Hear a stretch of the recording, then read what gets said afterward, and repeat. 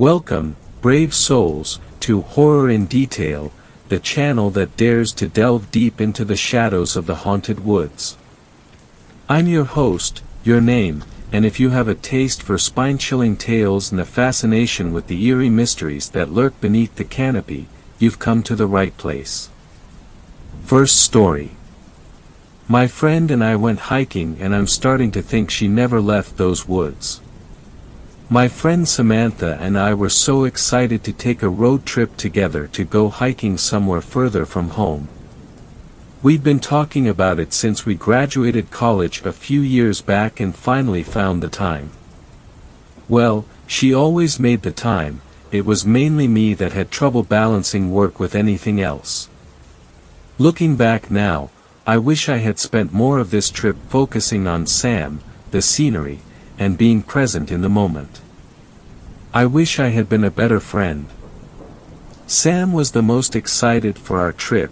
The week before we left, she was texting me about restaurants in the area, stuff to do. She made a Spotify playlist with both of our favorites so we could listen to 7 hours worth of an eclectic mix of classic rock, pop, and black metal, and was marking trailheads we might enjoy on her Google Maps app. I felt bad for putting the trip off for so long. We got to catch up, explore, try cool food. We had a great trip up until our final hike.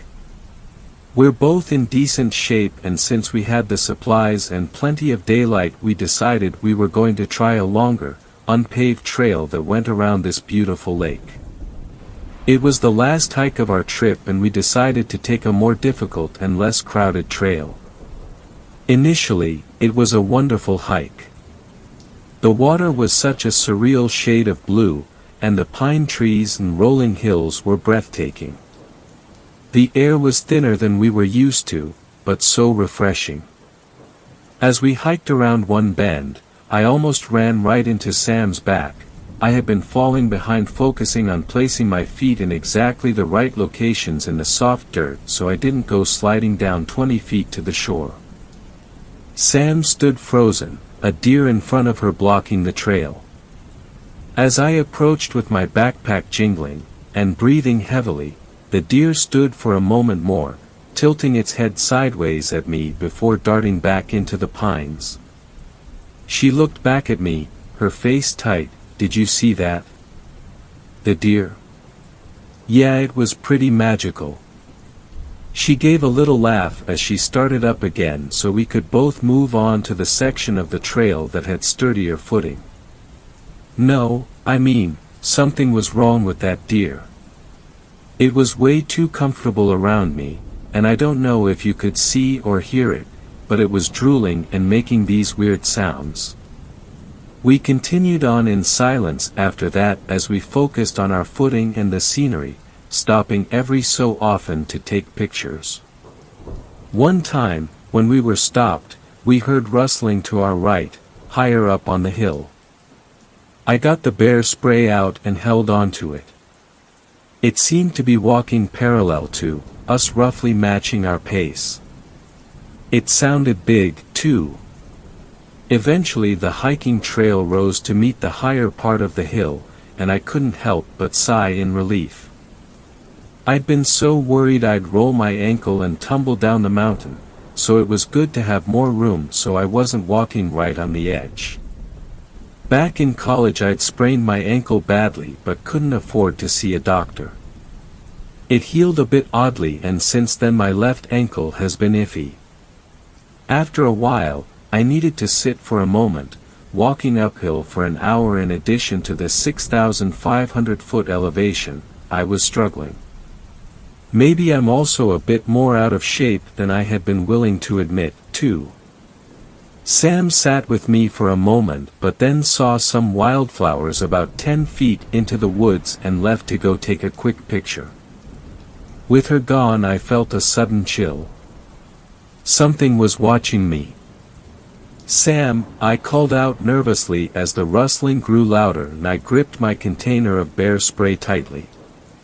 It stepped out of the woods, and it was just a deer. Or, more specifically, it was the deer, the same one that Sam had encountered. Now that she had pointed it out, I could see what she was saying. The deer had no issues approaching me. It was scrawny, walked slowly, but like it had a bit too much to drink, and it was definitely drooling. I jumped up and waved my arms at it, "Go away." I knew it was sick and the poor thing was confused and probably suffering, but it creeped me the hell out. It cocked its head and seemed to be studying me, looking me up and down. It approached me and made some sort of gasping sound. It was opening and closing its mouth in a way which deeply unsettled me for some reason. "Sam!" She came running towards me from the woods, and when I turned back it had gone. "Are you okay? What happened?"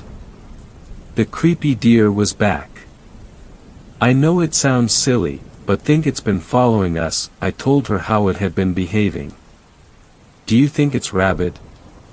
"Poor baby," she said sympathetically, "possibly. Or, I wonder if it has CWD. Either way, we should probably let the park rangers know just in case." We had decided we'd stick together, but after a few miles, she ended up ahead of me again. She tends to inch forward to get pictures, whereas I tend to walk past sites, then have regrets and double back to take pictures. I had walked back a bit and was sitting down angling my phone weirdly to try and fit the scene in front of me in the frame when I heard Sam's voice, but I couldn't make out what she was saying. "Hey, I'll be right there," I said, my voice raised slightly, assuming she was talking to me. Then, she screamed. "Sam!" I stood up, and tried to walk as quickly and carefully as possible. Her screaming changed from fear to agony, and it sounded like she was sobbing. I wasn't sure what happened, but I could tell she was scared and likely hurt. I suddenly realized I was still holding our only canister of bear spray. Against my better judgment, I started running as fast as I could, and for a while I was making good time, but then my left foot landed a patch of soft dirt at the edge of the trail, my ankle rolled, and I was falling. I don't remember hitting the ground, but I remember opening my eyes, flat on my back, about 15 feet below where I had been standing. It was also dark outside. We'd started hiking at least 6 to 7 hours before sunset. I tried to stand, but it was a struggle. I was confused, disoriented, trying to get up was taking all my energy and focus. I had a deep feeling of dread I couldn't explain. As I started slowly moving upwards on my hands and knees, I tried to recall what had happened leading up to my fall. Sam sounded hurt, she was screaming. I had run after her and then I fell. "Shit, Sam." I called her name, my voice hoarse, but no response. My phone was surprisingly only minorly damaged, but I had no reception. Luckily, since it had been buckled to me, I still had our backpack. I dug through it. We had first aid kits, but I figured I could patch myself up later. I didn't want to stay down here any longer than I had to. I found my knife, and my headlamp. After about 20 minutes I had slowly, and painfully, ascended back towards where I had fallen from. My hands were raw and I could feel my right knee bleeding through my pants. I was trying to go slowly since I trusted my feet even less now, and dizziness was starting to creep in, but panic and fear drove me forward. Once I made it back to the trail, I had to sit for a moment. I heard rustling behind me and felt a sudden pang of fear. Something or someone had injured Sam, and here I was sitting alone, injured, with my back to the woods, in the dark. I tried calling her name, in case it was her that I heard, no response. I stood up and started limping as quickly as possible towards the direction that I had last heard her scream. Luckily the ground had evened out, because I could feel myself weaving unsteadily. I knew that something terrible may have happened to her, but kept trying to keep that thought out of my mind. As my calls to her remained unanswered and it became harder to imagine a scenario in which she was okay, I felt my throat tighten and tears roll down my cheeks. I kept looking for her. I knew she wouldn't just leave me here. I think part of me knew then, that she was gone. She would have been searching for me if she was okay, and even if she left to get help, I think they would have found me by then. Somehow, eventually I navigated my way to where I thought she had last been. I was hoping maybe if she was injured, she was okay and just out of it and confused like I was. My foot caught in the mud and I fell. Lights flashed behind my eyelids and I felt overcome with nausea. The light from my headlamp had greatly dimmed, as it was now coated in mud and grime. I heard movement behind me. As the smell hit me, I realized the mud was dirt mixed with blood. I could taste it, mixed with the gritty texture. Leaves covered with what was likely blood stuck to my face and I felt something soft and wet under my shoulder. The rustling behind me became discernible as footsteps. I felt around for my knife, my bear spray, but instead felt something hard, sticky. I was certain I had just found out what happened to Sam and had a good guess at what was about to happen next to me. I felt no urge to get up as the footsteps got closer. I knew I couldn't outrun it.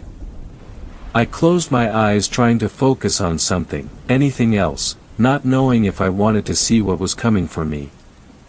The footsteps stopped, and I could hear labored breathing coming from above me. I waited, and then as no blows came, I opened my eyes. It was Sam. She stood over me, breathing heavily from her mouth. She was covered in blood. Her shirt and pants were torn, but she was alive. I let out a relieved sob and then could no longer hold back the tears. "Oh my God," I whispered, as I slowly moved to sitting, and then standing. "I thought I had lost you." I pulled her close to me into a hug. She stood motionless, her arms at her side. She stuck to me where her shirt was still a bit wet. Dried blood covered the neck of her shirt, and her midsection. Her hands, and unsettlingly, her mouth, were also smeared with blood. I could still hear her breathing heavily close to my ear. "What happened?" I asked, as I released her. She stared at me, but didn't respond. I figured she was a bit traumatized.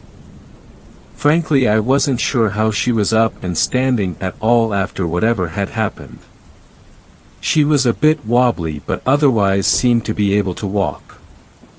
As we walked towards the car she fell behind me, which made me nervous as I didn't want to let her out of my sight.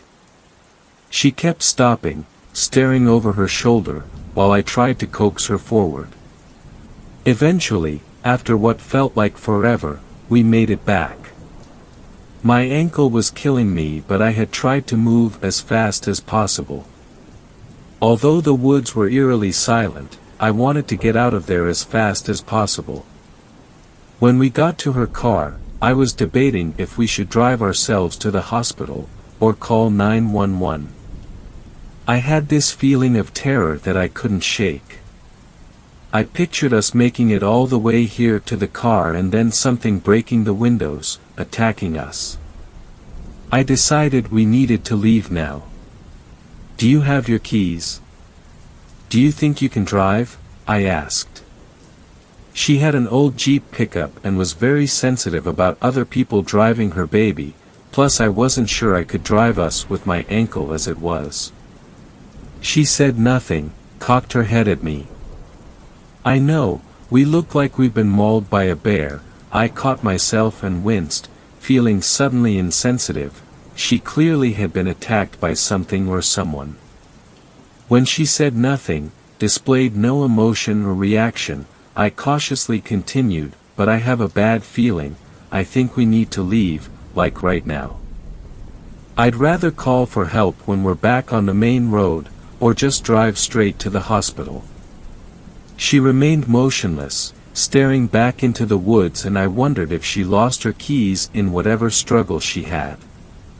Luckily, I had her spare with me. I unlocked the doors and she continued to stand outside. I realized I would need to punish my ankle a bit more because she was far too out of it to drive. I slid in, but she remained motionless.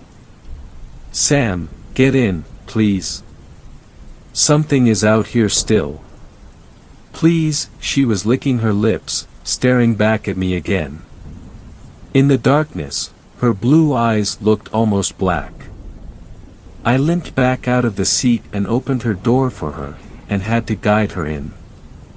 I buckled her in after she made no move to do so for herself.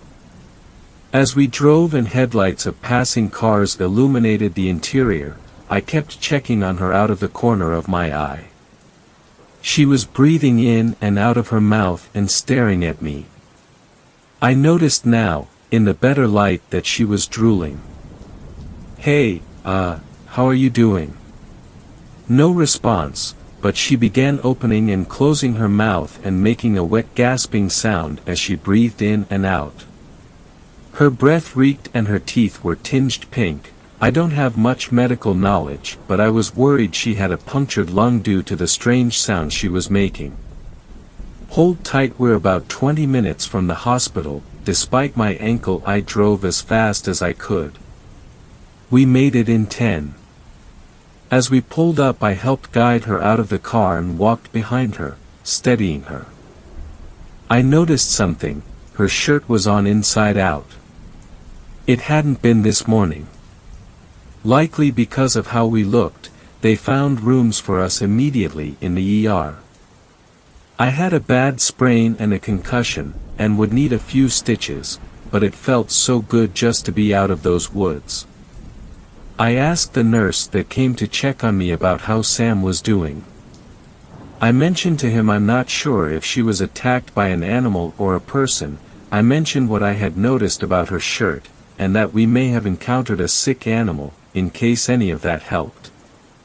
When he returned, he was clearly distressed. Sam was gone. She hadn't appeared to be outwardly injured, strangely, but they had wanted to assess for internal trauma. However, the first moment they had left her alone, she had just walked out, judging by the bloody footprints. It's been weeks and I haven't seen Sam since.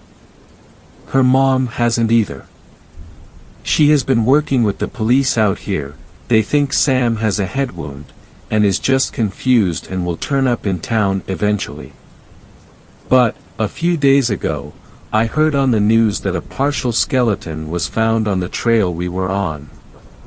Likely the victim of an animal attack, they said, and due to the condition of the body, they were asking for leads so they could use dental records to help identify the victim. This might sound crazy, but I think it's her they found. I don't know how to explain it, but I don't think Sam ever left those woods that night. It's my fault, and I don't know what that thing was that I drove into town. If you live in southern Colorado, please be safe. Second story. The hunt for a Wendigo. Ever since I found out about Wendigos, I've been obsessed with them. They're mythical creatures that are rooted in the Algonquin-based Native American folklore. They have heightened senses, they're extremely fast, unnaturally large, and strong. These are all advantages that help them stalk their prey. I'm so intrigued by them because no one knows if they actually exist. I've spent hours researching about them. I know pretty much everything about them. The Wendigo is pretty much the embodiment of gluttony, always consuming yet never satisfied. They're always at the point of starvation. I've read about so many skinwalker and Wendigo encounters, but no one actually knows if the stories are true, so neither do I. That's why Rose, Charles, and I made a group for hunting mythical creatures. We go out into the forest sometimes to look for the creatures. We haven't had any luck yet. I love to talk to my grandpa about them, and hearing his stories about them are always the best. Every time he tells me a story, at the end of it he says, "Don't go near the northern forests of the Atlantic coast and Great Lakes region of the United States and Canada." The thing about this is that I am too curious, and I live near the forest he talks about. It's 25 minutes away walking distance. I know my way around the forest because of my map, and it's so close to my house. I've been there before with my friends, but we've never been that deep into it. The doorbell rings as I get a message. I open my phone. The message says, "I'm here." I walk downstairs to the front so I can open the door. As I look through and open the door, I see Rose and Charles. "Hi," said Rose eagerly. Charles groans, "Hey, are you ready yet?" "We just walked here to make sure that you were ready," Rose added. "Yeah, come inside really quick, I have some stuff I need to grab," I insisted. Rose exclaimed, "I got a new tracker this weekend." "Is it actually a good one this time?" Charles murmured. Rose states sarcastically, Yes, I would totally buy a broken tracker." "I'm messing around with you, geez," Charles snickered. We all head out of the house and in the direction of the forest. About 30 minutes later we make it to the edge of the forest. I take a deep breath, looking into the slight fog and menacing atmosphere of the viridian-tinted forest. Minutes passed until I broke my eyes free before entering the forest. This time the atmosphere was different. It was so thick, eerie, and it felt alive. I've never actually believed that I would encounter a Wendigo. We just enjoy going exploring and pretending that we'll run into it.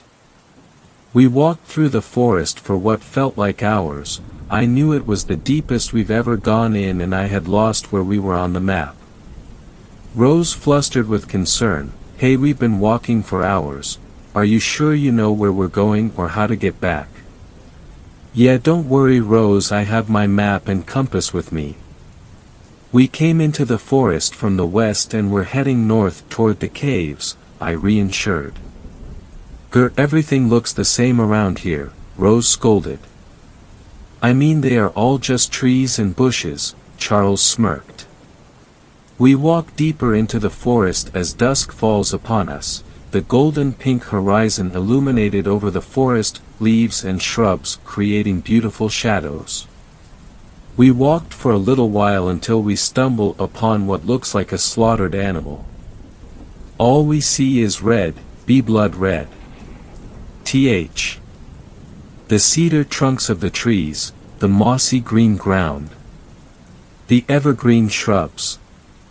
Those colors were no longer vibrant greens, only objects doused in blood. I can't believe my eyes. There was no words, just silence. I couldn't tear my eyes from this gruesome mutilated mess of whatever it was. Could an animal really do something like this? I questioned if we were alone in these woods. Minutes pass with terror in our bones, dead silence, no animals in sight.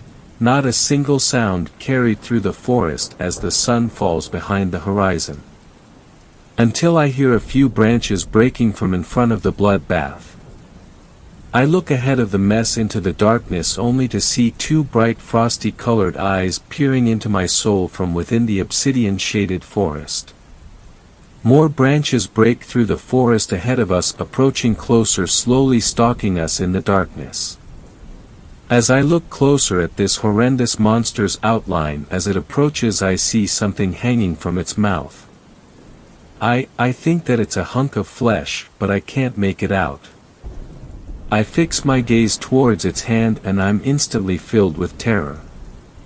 I knew what this was. I see a hunk of flesh in its mouth. Its unnaturally long and bony fingers are gripping onto a human head. It was the thing I've been looking for. I can't believe it. I never thought I would actually run across one of them. That face, the abnormally large body with skin stretched across all of its bones. I knew right then and there I had to run. I had to run for my life. It was now or never. Ah! Rose squealed as she realized what was in the forest with us. I turned around as fast as I could. My friends and I started running for our lives. Shortly after, I could hear it intently chasing after us. Branches snapping behind us as we run with no direction. The Wendigo lets out an inhumanly screech. My heart is pounding as we all hide, hoping the creature doesn't find us. We're all so exhausted and out of breath, yet trying not to move or make a sound. We listen closely as we hear cracking of twigs inching closer to our vicinity. That's when I heard the most eerie sound in my life. Not too far into the woods, I heard a soft voice of a little girl asking for help. "Help, PLS, someone come help me," pleaded the small girl. It can mimic voices. What is this? I mean, there can't be a little girl out here this deep in the forest all by herself, right? Without hesitation, Rose jumps out of her hiding spot and goes to try and help the small girl. "Hey! Little girl dash," Rose murmured. Within second of her speaking, I hear her vocals cut out and I heard nothing else but the horrific sounds of something I couldn't even imagine. I look out from my hiding spot to see Rose completely mangled and her blood all over the soil. I couldn't believe it. Why did she do that? She knew it was after us. I can't help but stare, and my friend is just gone like that, and I couldn't even help her. I'm so sorry, Rose. We should have never come here.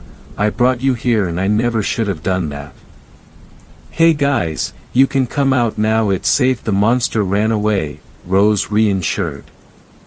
Oh my. Rose. How could it do this to us? It stole her voice and now it's trying to lure us out. These things are sick. I heard what that thing did to her. She can't be alive. There's no way I could let it trick me like this. I look hastily at the creature from my hiding spot as I wait for my opportunity to run out of this place for good. It felt like I must have been waiting there for hours, waiting for this thing to leave, because it knew we were hiding somewhere there. Through the dark, ominous forest there was stray beams of light and laughter approaching. The creature heard the laughter and branches and decided that it was done here. It went to go after whoever was over there, so that's when we took our chance to run west and get the hell out of that forest. I ran until my feet blistered. At the sight of lights I sighed in relief, then collapsed to the ground as I'm panting, choking on the fresh air, bawling my eyes out with Charles. I feel sorry for those people, but I barely made it out alive myself. Rose wasn't as lucky as we were. I collected myself after crying and shaking on the ground for what felt like ages. I got up, gave the forest my last goodbye, and went on my way through the dark night, illuminated by only stars in the sky and the empty street lights. Never again have Charles or me mentioned this to each other or anyone again. It's buried as deep in our memories as far as they could go. Third story. I found a body in the woods. But there's something wrong with it. I've never been that active. But recently, after a health scare, I've decided to get in shape. The gym is boring, so I've started running down trails in the woods. Narrow paths winding next to a babbling brook, birds chirping in the trees, the smell of dirt and fresh air. It's exhilarating. But today, that all came to an end. I was taking a jog down a new path I hadn't been down before. As I came around the bend, my toe caught on something. I flew through the air and fell into the dirt, my hands flying out in front of me a second before I hit the ground. Pain shot up my elbows and knees. Wincing, I slowly pulled myself up. And there it was. The thing that I'd tripped on. A piece of clothing. I stepped forward, my heart pounding in my chest. It was a denim jacket, twisted and rolled on itself, the indigo blue now a muddy brown as it was slowly reclaimed by nature.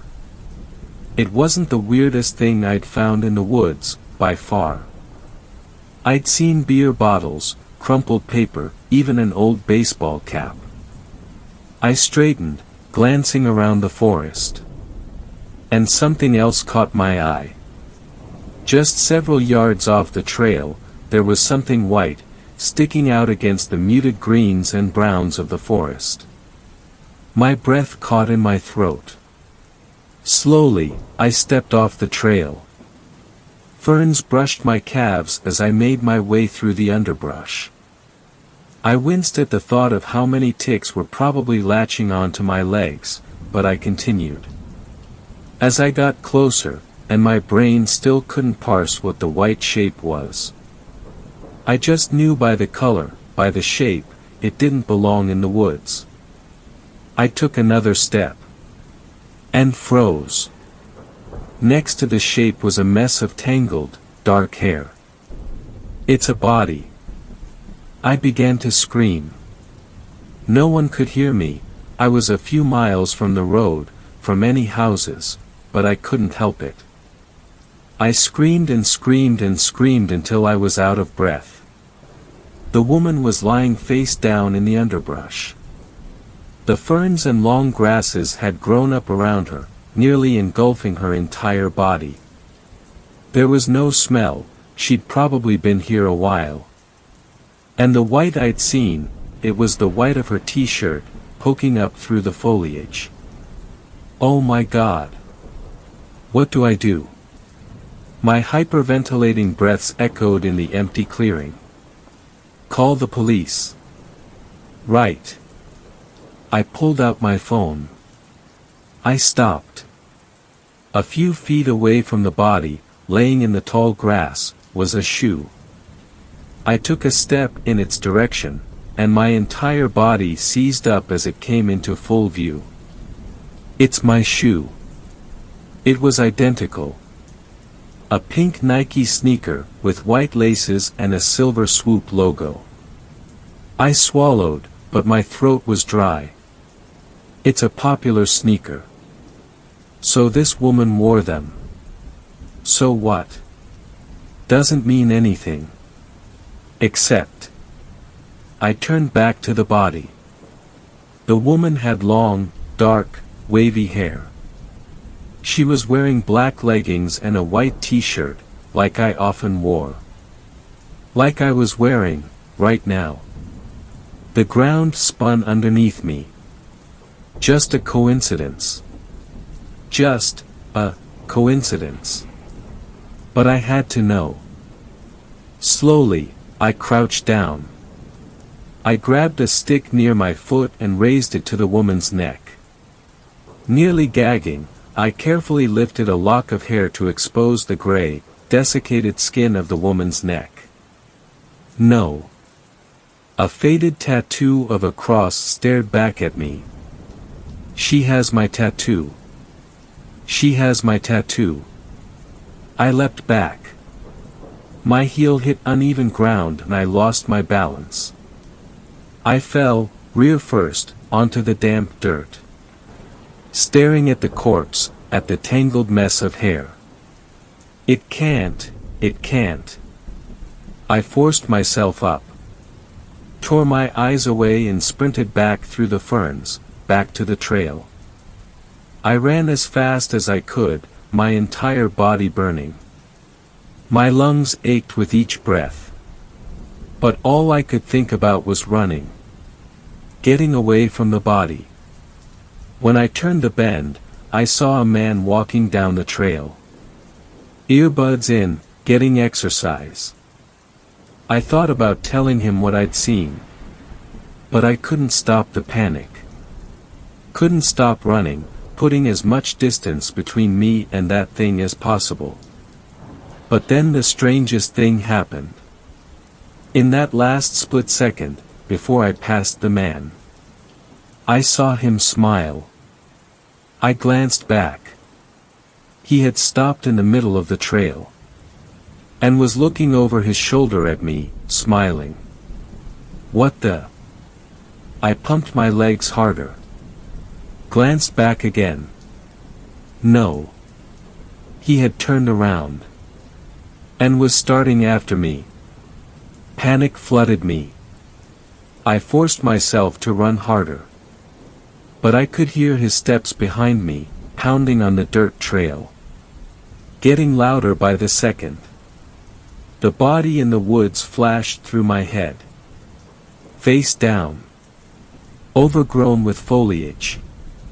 Sunken and gray. Forgotten. I glanced behind me. He was running at me, but not gaining on me as fast as I thought. I forced myself to push forward. Around another bend. And then, through an opening in the trees, I saw it. The parking lot. And it wasn't empty. A family was getting ready to take a walk on the trail.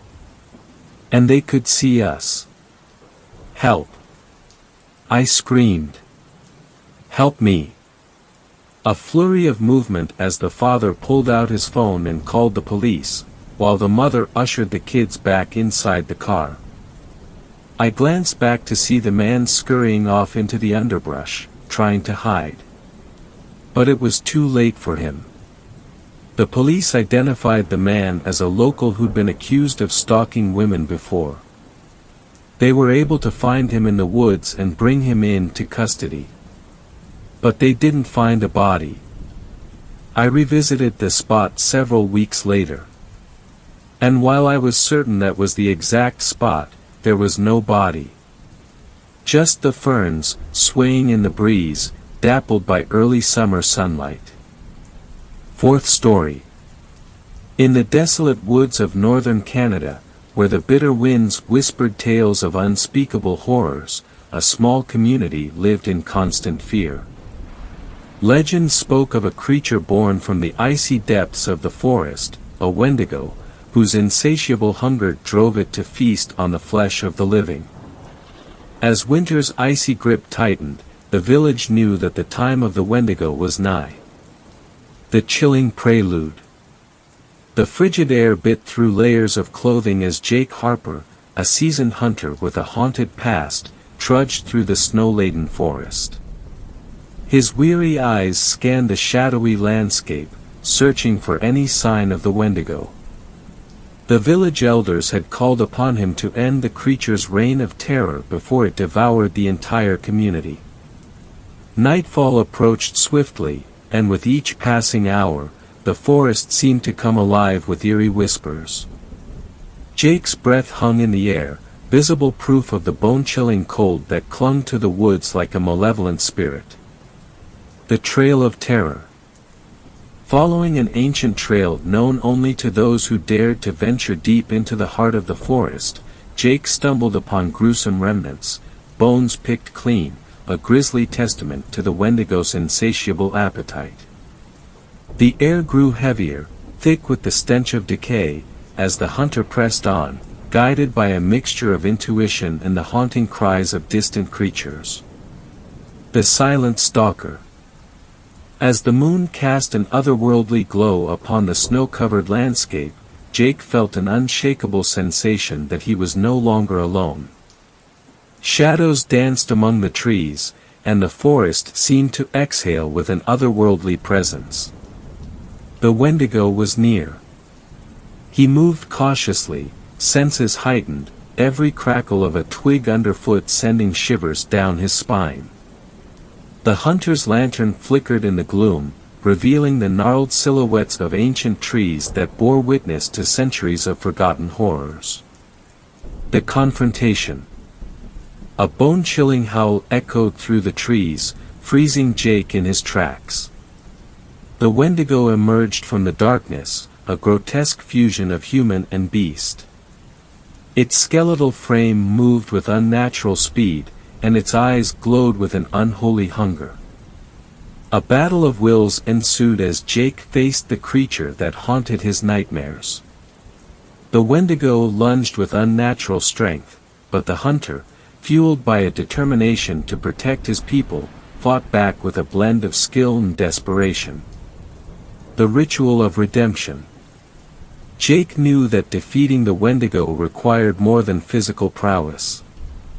Legend spoke of a ritual, a sacred dance that called upon the spirits of the forest to bind the creature's malevolence. With each step and incantation, Jake invoked the ancient forces that lurked in the shadows. As the ritual unfolded, the air crackled with energy, and the forest itself seemed to recoil from the unfolding spectacle.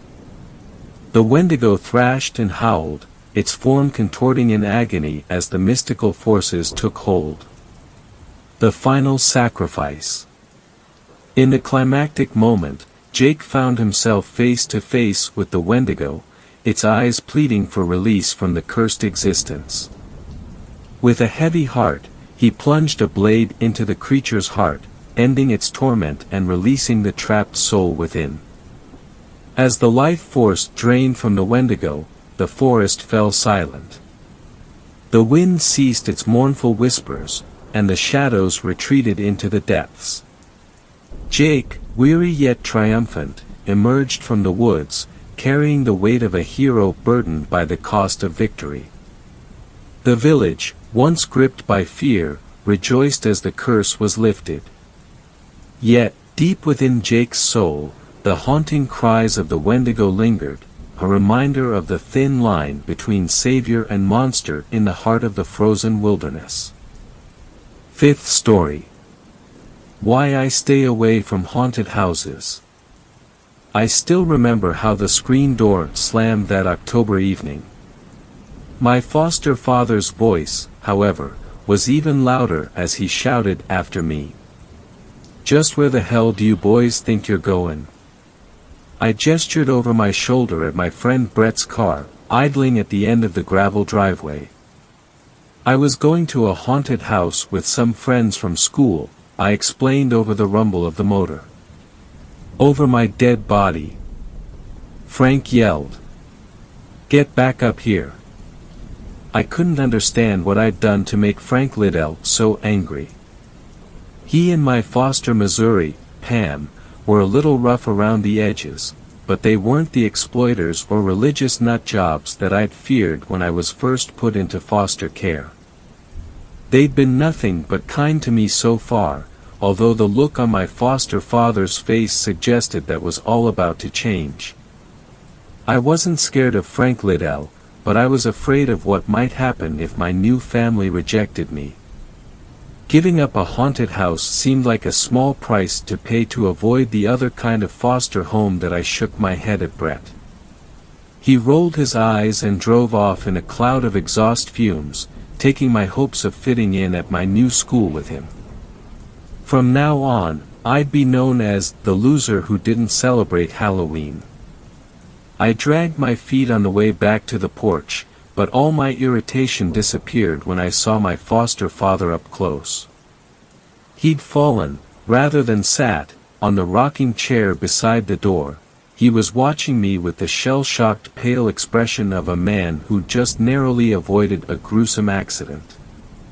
"You ever been to one of those things before?" he asked. "A haunted house, I mean." I shook my head. That was part of the reason why I was so eager to go. They got all kinds now. Ones with mechanical monsters. Ones where people in masks can jump out and grab you. At some of them, you gotta sign a waiver, saying they're not responsible for whatever they do to you. You really sure you want to go to a place like that? I hadn't thought about it, but I doubted that the local spooky attractions in the small town where the Liddells lived was known for over-the-top horror. In fact, the bright orange flyer I'd found had said that the place was kid-friendly. Frank rambled on. Course, most places just put out those warnings for show. If they ever really did hurt anybody, they'd be out of business overnight, provided that they were ever really in business to begin with. I mean, you never really know for sure who those masked figures are, do you?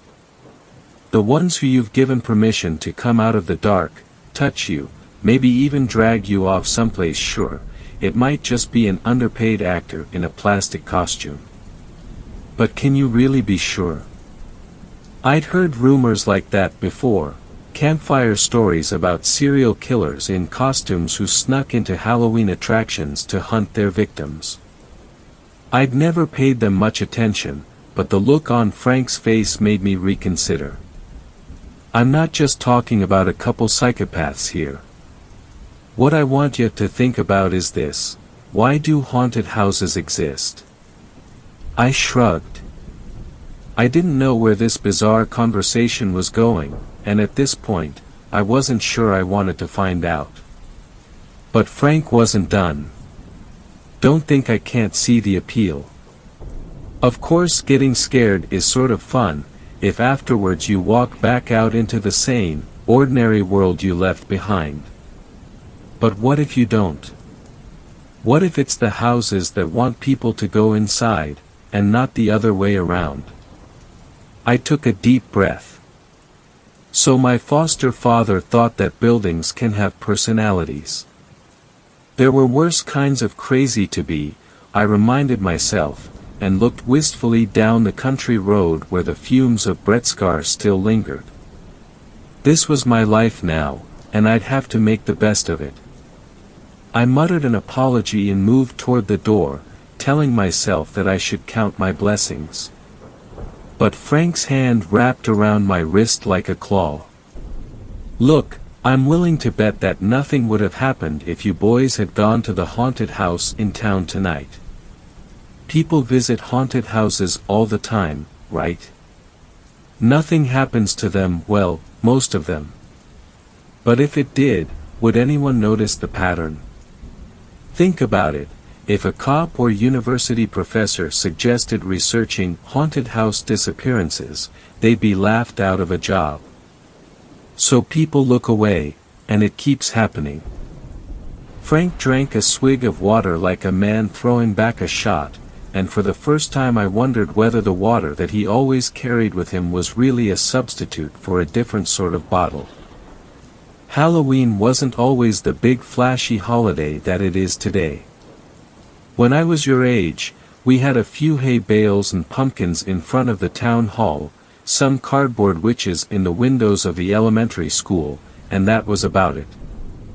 If you wanted something fancy like a rubber mask or a costume party, you had to go to the big city. Frank sighed. I shouldn't have yelled at you. But when I saw your buddy pull up in his car, I thought back to the Halloween night when my two best friends and I took that drive, and went to our first haunted house. Cassie and Tyler didn't have many friends. I didn't either. That might have been the only thing the three of us had in common, but it was enough. See, Cassie's dad never did nothing but drink and cause trouble, and most folks figured that the apple didn't fall from the tree. Tyler, on the other hand, Frank blushed. Well, the only thing people had against him was that the color of his mama's skin was different from his daddy's. The two of them had been dating for years, which is about as serious as it gets in high school, when they adopted me into the little group. I dunno why. Hell, maybe they were just bored. Either way, with Tyler and Cassie I finally started doing the sort of things I'd always imagined teenagers did: smoking in the park, walking down railroad tracks, swimming in the river in summer, and having plans for Halloween night. That's the worst part, the part that still stings. The haunted house was my idea. We had it all planned out. Tyler's mom was the editor for some magazine, and a grateful author had sent her some expensive liquor as a thank you gift. Tyler would steal the bottle and give it to Cassie, who would leave it out for her dad after school. By 6 p.m. he'd be blackout drunk, and Cassie would snatch his keys and pick us up on the way out of town. We'd go to the city, where we trick or treat like little kids, visit a haunted house, try to sneak into some college parties. With the full moon rising and that fall wind in our hair, it felt like anything could happen. We had it all planned out. Frank repeated, and shook his head. After buying some silly discount masks and gorging ourselves on candy bars from the rich neighborhoods, we headed for the haunted house. We hadn't kept track of time, and Cassie was afraid we wouldn't get there before close, not to mention the line. None of us were used to the city, and just finding a place to park among all those cars was a nightmare. It felt like the house, with its creepy lighting effects and soundtrack of evil laughter, was teasing us. Cassie left the car in front of a fire hydrant and we took off down the sidewalk, hoping we weren't too late. The ticket guy was a kid our age in zombie face paint and an oversized pinstripe purple suit. He told us that the house closed at half an hour before midnight, and we were 3 minutes too late. All he wanted to do was finish cleaning up and go home, but I guess the look on our faces made him change his mind. He sighed, took our money, and pulled back the red velvet rope in front of the front porch stairs. The place had probably been some rich farmer's estate, once. Now it was gray, gaunt, and rickety. There was something hungry about the way it loomed over us as we walked inside.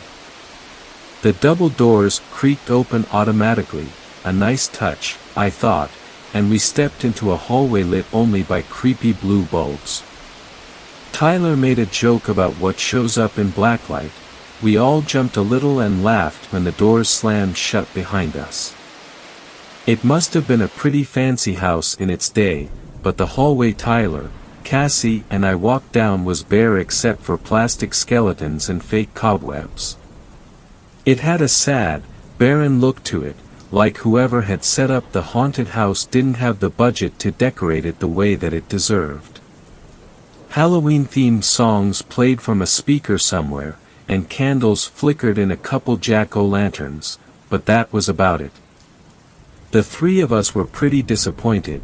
We'd expected movie-quality effects, not cheap junk that we could have bought at the dollar store back in town. We'd almost reached the staircase at the far end of the hallway when a laughing woman with a rope around her neck fell from the ceiling. The rope brought her to a halt just above our heads, and we all screamed. Up close, it was clear that we were just looking at a mannequin dressed up like a witch, but that wasn't what had startled me. See, I would have sworn that what I saw was Cassie, eyeless and bone-thin, like she'd been falling so long she'd starved to death. Tyler gave the mannequin a shove and chuckled as it swung on its rope. Cassie shushed him. It didn't seem right, disturbing the silence like that. The echoes were all distorted, like the hallway was somehow bigger than it looked. I put my foot on the first step of the staircase and everything went black. Suddenly I was falling, not down these steps but different ones, stairs so steep I could feel the wind around me as I tumbled through the dark. When I looked up, Cassie had caught me. There were no twisted stairs here, just the dim lobby of a cheap haunted house. I told the other two that I'd race them to the second floor. We were panting by the time we got to the top, even though it couldn't have taken that long. The theme up there was classic monsters, a mummy that popped out of a broom closet, rubber bats bouncing from the ceiling, a mechanical zombie that sat up from its coffin as we passed by. Nothing scary enough to even make us look twice, nothing like what had happened to me on those stairs. An arrow painted in fake blood directed us to a door on the left, and Tyler yanked the door open impatiently. We were bored already, eager to be done with this and worried about the car, but what we saw behind that door stopped us in our tracks. It was just an ordinary living room. No decorations, no cheesy themes. Just a gramophone, some armchairs, a ticking wall clock in the shape of a cat with big eyes that swung from side to side. It was a near-perfect replica of how must have people lived almost a century ago, except that it looked brand new. There was even a cigar burning in an ashtray and a half-finished glass of brandy, like whoever was living here would be back any minute. It felt obscene, like we were invading somebody's privacy, and trespassing somewhere we shouldn't. I was about to suggest that we turn back when the door slammed and locked behind us. I knew we had to cross that eerie room to leave it, but even so, it was hard to take that first step. The tiny pink flowers on the hideous wallpaper seemed to squirm like tiny fingers, and I had an awful feeling that we were being watched from the far corner of the room. Suddenly, the gramophone started playing by itself, but the noise coming out of it wasn't music. It was us. Tyler and Cassie and I, screaming, arguing, shouting in terror about bruises and grabbing hands. We'd never spoken those words in our lives. The three of us looked at each other and all had the same thought: get out of here as quickly as possible. The gramophone kept getting louder and louder. I thought my ears would bleed before we got to the door on the other side of the room, but once we were through it, the noise stopped completely, and all the lights went out. We closed the door behind us and leaned against it, too scared to talk. Tyler started to say something about how maybe it was all part of the act, but the words died in his throat, especially after he looked around at where we were. It was a dim, dirty kitchen. If the room we'd left had been something out of the last century, this one was all 1970s, dark wood cupboards, pea-green walls, puke-yellow linoleum. The only thing the two had in common was the inescapable, lingering feeling that we weren't supposed to be there, like something was leading us into its trap. Hunting us. Once, when I was a kid, the basketball I was playing with rolled under a neighbor's porch. I crawled in after it without thinking, and as I was feeling around in the dank, cobwebby dark, something growled behind me. I never found out what it was: a stray dog, a mountain lion, or maybe even just a rabid raccoon, but I never felt that kind of fear again until I stepped into that nasty little kitchen, like I'd gotten myself trapped in a cramped place with something hungry and horrible. There were no windows and only one door. We had no choice but to keep going deeper into the house, if that's what it was. There was something wrong about the air in there. It seemed to be moving, and it wasn't until we approached the dripping faucet that I realized what it was. The air was buzzing with thousands of tiny flies. Cassie clamped a hand over her mouth and leaned over the sink to see what they were coming from, then she groaned and bolted for the door. Tyler followed her, slipping in a puddle of something rust-colored and sticky that was coming from the fridge, and I followed. Our footsteps had woken the place up somehow.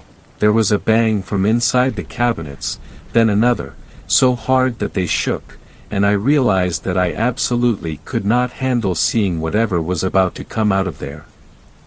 We shoved each other through the door just in time, and felt the slam when something crashed into it behind us. More came, hard enough to rattle the door on its hinges, but it held. We were in what looked like a children's nursery. Bright, white smiling zoo animals painted on the walls. Small bed topped with plain white sheets. A nightlight in the shape of a grinning plastic moon. It was dead silent, like the room was waiting for us. Then, all at once, four almost human shapes sat up beneath the covers. We froze, too scared to move, then something reached out from beneath the bed and tried to pull me under. I yelped in pain, kicked it off, and ran. Once the door was pressed shut behind us, I rolled up the cuff of my jeans and found a burn mark in the shape of a tiny hand with too many fingers. It was still painfully cold to the touch. Cassie started yelling, demanding to be let out, shouting that we'd never agreed to let anyone touch us, but she stopped mid-sentence. It was the same argument that we'd heard on the gramophone when we first walked into this nightmare. The realization shocked us into silence, and we finally began to take in our surroundings. We were in another hallway, but this one didn't have an end. The ugly yellow wallpaper and old-fashioned doors went on forever in both directions. Just looking at it made me want to grab onto the floor, like at any minute the hallway would tilt and I'd slide down the carpet into the abyss. I was still trying to get my head around it when the doorknob of the room we'd left began to turn. There was rustling on the other side, fingers feeling around the gaps and hinges. Tyler started pulling on one doorknob after another, but they were all locked. At the pace he was moving, we struggled to keep up with him. He started knocking instead, swearing that he could hear movement and voices on the other side of the doors. He yelled and pleaded, begging to be let in. Then, when Cassie and I were too far away to help him, he got his wish. The door in front of Tyler swung open, and I saw the terror on his face for just a split second before he was sucked inside. The door shut and locked itself behind him, but Cassie and I weren't going to let that stop us. I kicked the door until my foot went through it, and then I howled in pain. There was nothing but a wall on the other side. It was like the house had swallowed Tyler up. Even worse, we had no idea where we were, the doors were all identical, and none of us had thought to mark the point that we'd started from. Cassie just shut down, holding her head in her hands and muttering about how this couldn't be happening. I remember thinking that at this rate, it wouldn't be long before both of us went crazy, and maybe that was the point. Then I heard hinges creaking. By the time I spun around, the door was wide open. There was nothing but darkness on the other side, at least that's what I thought at first. Once I got closer, though, I saw the stairs. Narrow, uneven, with a plunge into the blackness on either side, and no guardrail. I ever mention that I'm scared of heights? I couldn't do it. I told Cassie that I'd starve to death in the endless hallway before I'd make myself climb down there, but she wouldn't take no for an answer. Through a mix of pleading, insults, and holding my hand, she finally got me moving, even though I had to crawl backwards to do it. Those steep, jagged stairs were made of something slick and cold as ice. A black wind blew around us as we crawled downwards. It felt like being on the edge of a mountain peak, even though I knew that was impossible. We were still indoors, weren't we?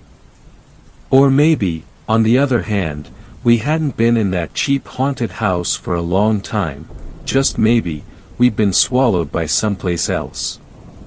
Before long, the stairs were so tall and narrow that it was almost like being on a ladder above empty space.